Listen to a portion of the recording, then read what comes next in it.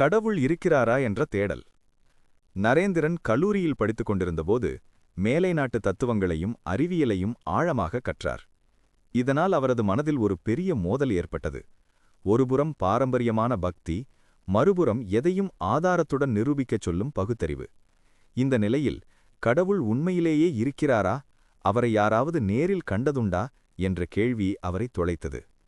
இந்த தெளிவை பெற நரேந்திரன் அக்காலத்தில் வாழ்ந்த பல சமய தலைவர்களையும் மகான்களையும் தேடிச் சென்றார்.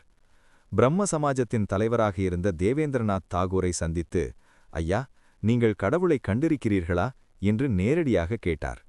ஆனால் அவரிடமிருந்து நரேந்திரனை திருப்திப்படுத்தும் வகையிலான பதில் கிடைக்கவில்லை. நரேந்திரன் யாரிடம் பேசினாலும், அவர்கள் எவ்வளவு பெரிய அறிஞர்களாக இருந்தாலும் இந்த கேள்வியை கேட்க தவறுவதில்லை. பெரும்பாலானவர்கள் கடவுளை பற்றி புத்தகங்களில் படித்ததை அல்லது தத்துவங்களைத்தான் கூறினார்களே தவிர, யாரும் நான் அவரை கண்டேன் என்று உறுதியாக கூறவில்லை. இந்த கேள்வியால் அவர் தூக்கத்தை தொலைத்தார். ஒரு தீவிரமான தாகம் அவரிடம் இருந்தது. வெறும் வார்த்தைகளாலான பதில்கள் அவருக்கு போதுமானதாக இல்லை. அவருக்கு நேரடி அனுபவம் தேவைப்பட்டது. கல்லூரியில் ஒருமுறை பேராசிரியர் வில்லியம் ஹேஸ்டி பரவச நிலை பற்றி விளக்கும்போது, இத்தகைய நிலையை நீங்கள் நேரில் காண வேண்டுமானால் தட்சிணேஸ்வரத்தில் உள்ள ராமகிருஷ்ணரை போய் பாருங்கள் என்று தற்செயலாக குறிப்பிட்டார்.